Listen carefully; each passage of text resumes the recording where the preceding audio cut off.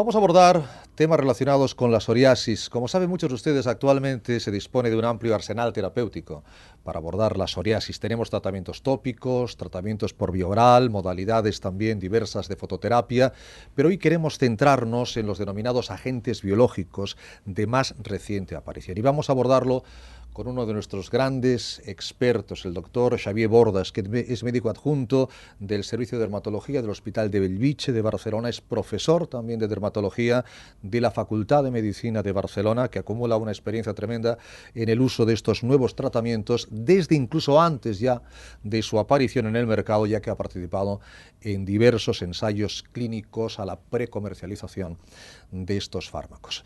Doctor Bordas, muchísimas gracias por acompañarnos. Bienvenido. Encantado de estar con ustedes. Gracias a un gran experto en psoriasis, al que le puedo preguntar qué han aportado estos agentes biológicos, doctor, al tratamiento de la psoriasis, cómo han modificado el escenario terapéutico en los pacientes afectados de esta enfermedad. Bien, de una forma impresionante. Podemos decir que representan un paso enorme en el control y el manejo de las formas, no las leves, pero sí de las moderadas y severas de esta enfermedad. Podríamos hablar de su eficacia, se consiguen mejorías de entre un 75 y un 100% en la mayoría de pacientes. Podríamos hablar de su comodidad, en el peor de los casos, pues una inyección subcutánea semanal, o podríamos hablar de su versatilidad, porque algunos pacientes con psoriasis, como es conocido, pues tienen asociadamente una artropatía, una artritis psoriásica, y estos agentes biológicos, la mayoría de ellos, permite lo que coloquialmente se dice matar dos pájaros de un tiro, es decir, que con un solo tratamiento controlan la psoriasis y controlan el componente articular. Sin embargo, yo creo que hay que destacar otro aspecto, que realmente sí ha modificado el escenario en estos pacientes. Estos pacientes muchas veces pues, se encontraban en una tesitura un poco compleja, porque o bien soportaban estoicamente su enfermedad, o bien tenían que seguir tratamientos sistémicos convencionales ininterrumpidamente, porque estos tratamientos actúan solo mientras se dan, y todos sabemos que los tratamientos sistémicos convencionales pues tienen una toxicidad acumulable. La toxicidad para el hígado del metotrexate, la toxicidad renal para la ciclosporina o la posible promoción del cáncer cutáneo en pacientes que han recibido muchas sesiones de fototerapia.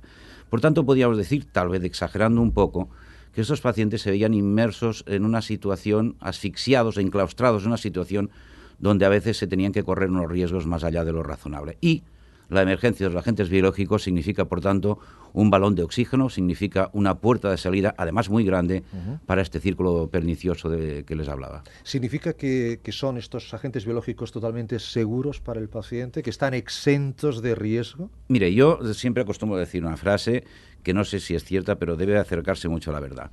No hay ningún agente farmacológico que, siendo eficaz, esté exento de todo riesgo. Ninguno. Y en el caso de los agentes biológicos, pues tampoco podemos decir que sean absolutamente seguros.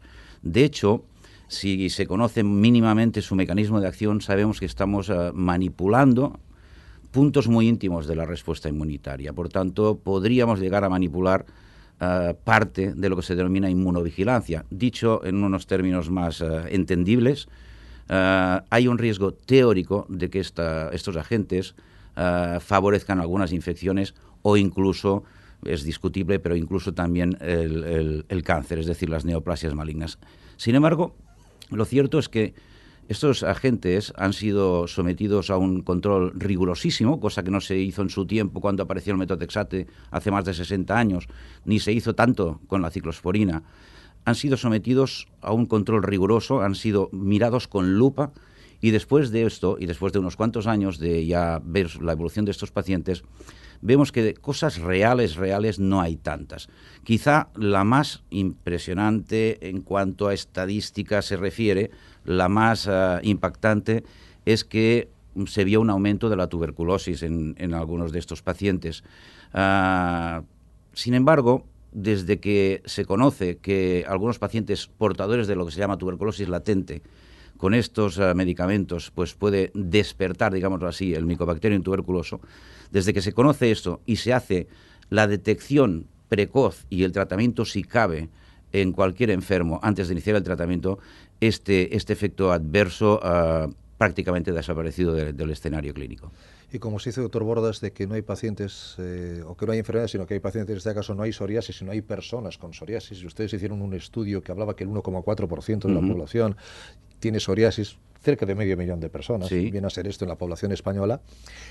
De ese número de personas, ¿a cuáles estaría más indicado el uso, cuáles son más candidatos a estos tratamientos biológicos, doctor Bordas? Esa es una pregunta yo creo que de gran importancia para la opinión pública, porque un mensaje de que los agentes biológicos como novedad son extraordinarios y tal, hace que algunos pacientes, pues con formas mínimas de la enfermedad, acudan al médico reclamando eso nuevo que ha salido, eso tan maravilloso, etcétera, etcétera.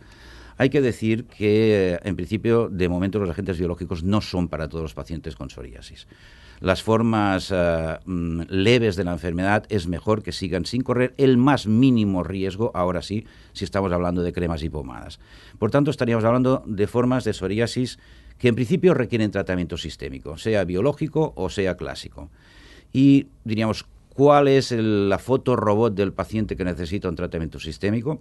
Bien, hay varios supuestos. Uno es muy obvio, las formas muy graves y muy severas, muy extensas de la enfermedad.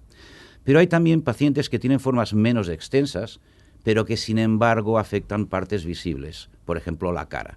Por tanto, partes expuestas a las miradas ajenas y que condicionan la vida social del paciente.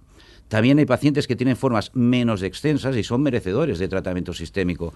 Por ejemplo, la psoriasis palmar, que puede interferir en las labores manuales del paciente, la psoriasis plantar, que puede hacer que camine mal, con dolor, o no digamos la psoriasis genital, que evidentemente tiene una repercusión en la vida sexual del paciente muy importante. Finalmente, hay otro aspecto, no menos importante, y es el que siempre hay que tener en cuenta. Me refiero a lo que usted decía de que cada paciente es un mundo, cada paciente es distinto. Hay enfermos que viven muy mal su enfermedad.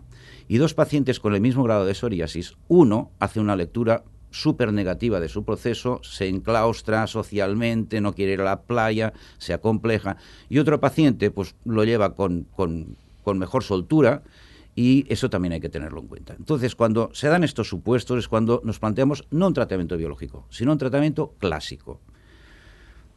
Porque en principio, bajo un punto de vista teórico, si hacemos caso a la ficha técnica de los agentes biológicos, veremos que nos dice que están indicados en aquellos pacientes que ya han hecho el tratamiento sistémico convencional, pero que este ha resultado ineficaz, mal tolerado, que ha condicionado efectos adversos o que está contraindicado. Sin embargo, y esta es una opinión personal mía, fuera de ficha técnica, yo creo que hay que considerar otra situación, y es la de aquellos pacientes que, aún no encontrándose en ninguno de estos supuestos, llevan unas dosis acumuladas tan grandes del tratamiento clásico que estamos entrando en una zona de riesgo. Es decir, metotrexato es un agente hepatotóxico, pero lo es al cabo de años de administrarse normalmente. La ciclosporina hace daño al riñón, normalmente de forma reversible, pero cuando pasan años acaba haciendo un daño orgánico estructural que ya no tiene marcha atrás. Por tanto, creo que los agentes biológicos, aparte de los supuestos que hemos mencionado, se deben contemplar también en aquellos casos de pacientes que requieren tratamiento y están, entre comillas, saturados de metotrexate, de retinoides, de fototerapia, de ciclosporina, etcétera, etcétera. ¿Y qué es lo que limitaría el uso generalizado de estos agentes biológicos en pacientes con psoriasis moderado o grave, doctor Bordas? De hecho, hay dos aspectos a tener en cuenta. El uno es el de la seguridad a largo plazo. Esta es una frase que tenía mucho sentido hace 5 años, hace 4, hace 6, pero es que van pasando los años. Entonces, aquello de qué podrá pasar, este miedo que nos limitaba, cada vez para mí tiene menos peso, porque, como les digo, el paso de los años demuestra que, a diferencia de los agentes convencionales que tienen una toxicidad conocida, es decir, sabemos que con lo que estamos jugando, en estos había la duda, es decir, que bajo un punto de vista teórico, cuidado con el cáncer, cuidado con las infecciones, etcétera. A medida que pasan los años, pues vamos sintiéndonos más cómodos y le vamos perdiendo el miedo.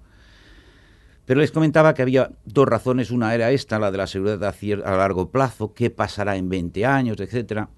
Y la otra, quizá es más importante hoy en día, teniendo en cuenta los tiempos que corren. No estoy hablando del precio de estos agentes. Estos agentes no son caros porque sí, esconden detrás centenares y centenares de meses y años de estudios, de desarrollo, de investigaciones carísimas, hay muchos laboratorios que invierten un capital ingente de miles, millones de dólares para un agente que no ve la luz. Eso lo tiene que pagar el próximo agente. Sea como sea, por una razón u otra, estamos hablando de unos tratamientos cuyo precio oscila entre 15, 20.000 euros por paciente al año, suponiendo que sean pacientes de peso normal, porque los pacientes con sobrepeso, esas cifras todavía se hinchan más. Por tanto, una limitación importante es la del precio también.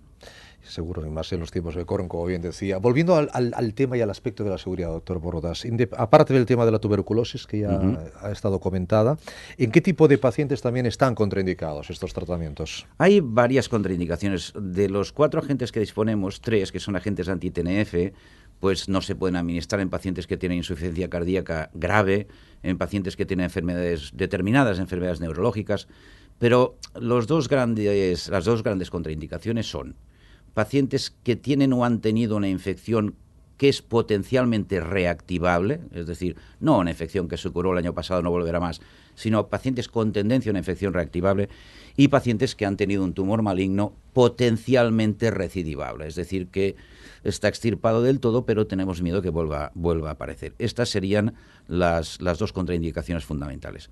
Pero como les comentaba antes, el paso de los años nos va permitiendo acumular experiencia y nos encontramos con situaciones un tanto paradójicas. Por ejemplo, el virus de la hepatitis B es una infección crónica, incurable, controlable, pero incurable, ¿eh?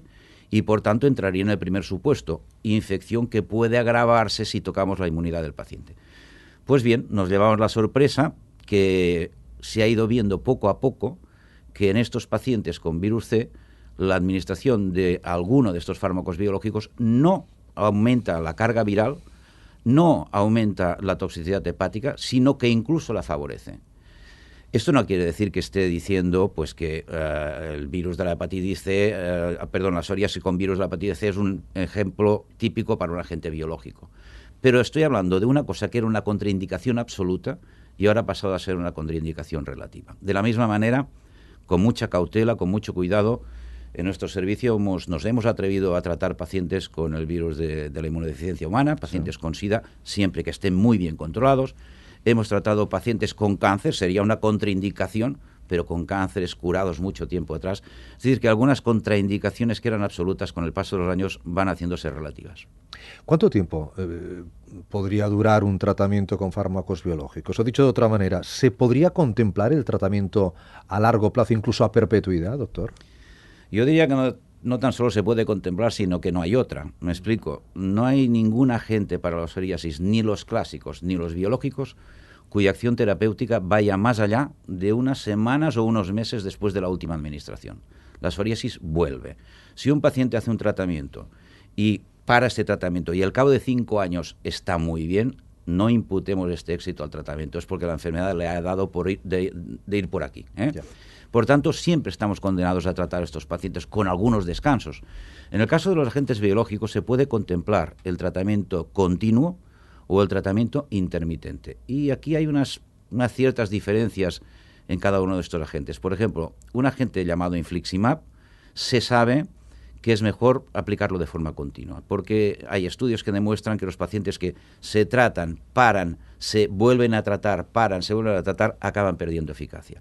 En cambio otros, como ustekinumab, no, yo diría más bien como adalimumab o como etanercept, permiten tratamientos intermitentes en algunos enfermos. Hay enfermos que no lo toleran, porque el enfermo que le quitas el tratamiento y al cabo de 3 semanas está fatal, y se lo vuelves a poner, lo quitas y al cabo de 3 semanas está fatal, no tiene sentido, es mejor hacerlo continuo. Y luego, el último de estos agentes que ha aparecido en nuestro mercado, ustekinumab, pues es un tratamiento que se administran 4 inyecciones al año, una cada 3 meses, de forma que aunque no hagamos tratamiento intermitente, ya lo parece un tratamiento intermitente. Fíjese, ha mencionado usted varios agentes biológicos. ¿De cuántos disponemos en la actualidad, doctor Xavier Bordas? Y básicamente, ¿en qué se diferencian los unos con los otros? Sí, de hecho, habrán más, habrán más. Pero ahora tenemos comercializados en España, en Europa, 4 agentes. En Estados Unidos hay uno más, que aquí no ha llegado. Tampoco es que sea muy ventajoso. Y los 4 que tenemos pues son los que comentaba ahora: infliximab, adalimumab, etanercept, ustekinumab. Y a la hora de diferenciarlos hay una pregunta que todos los enfermos nos dicen: oiga, he hablado de los agentes, de los tratamientos biológicos, ¿usted cuál me va a dar? ¿Me va a dar el mejor? ¿Me va a dar el más bueno? ¿No? Entonces, esta pregunta no se puede contestar, porque otra vez tenemos que ir a la tan manida frase de que cada paciente es distinto y lo que va bien en uno puede no irle tan bien en otro, ¿no? Me hablaba usted de diferencias. Bueno, les puedo comentar diferencias en el mecanismo de acción. Por ejemplo, esto sería un poquito farragoso, pero diríamos que hay 3 agentes que tienen algo en común, son lo que se llaman agentes anti-TNF. ¿Qué significa esto?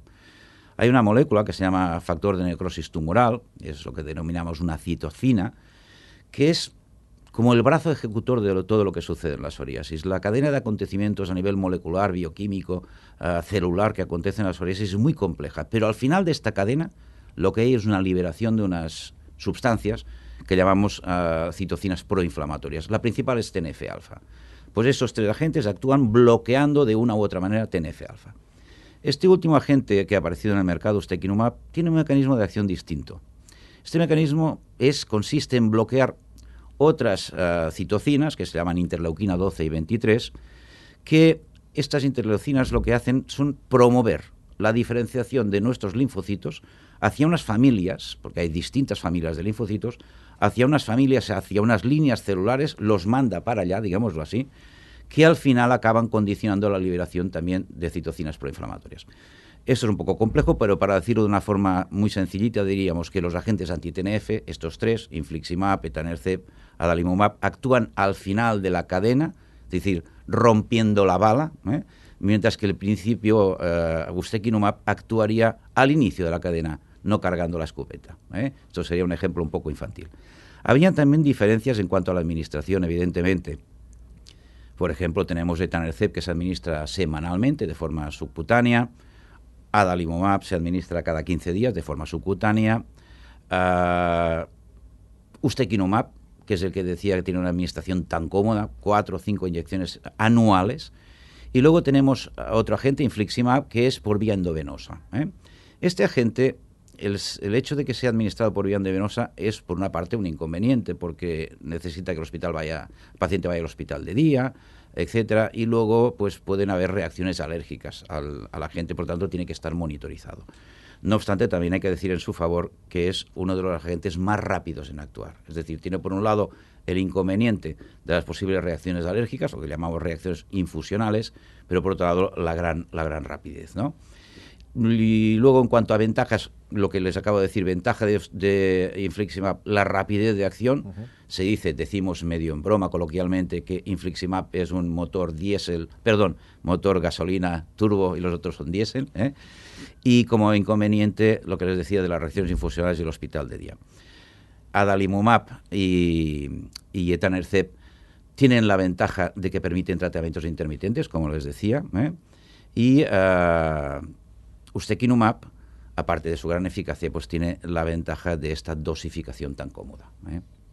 Pues ya ven ustedes, toda una clase magistral de agentes biológicos para el tratamiento de la psoriasis, en voz y en imagen de un gran experto, el doctor Xavi Bordas, al que yo agradezco muchísimo ese tiempo y esos claros consejos y claras indicaciones que nos ha dado esta tarde. Un fuerte abrazo, doctor Bordas. Gracias. Cuídese mucho, hasta siempre, pronto. gracias. Hasta siempre.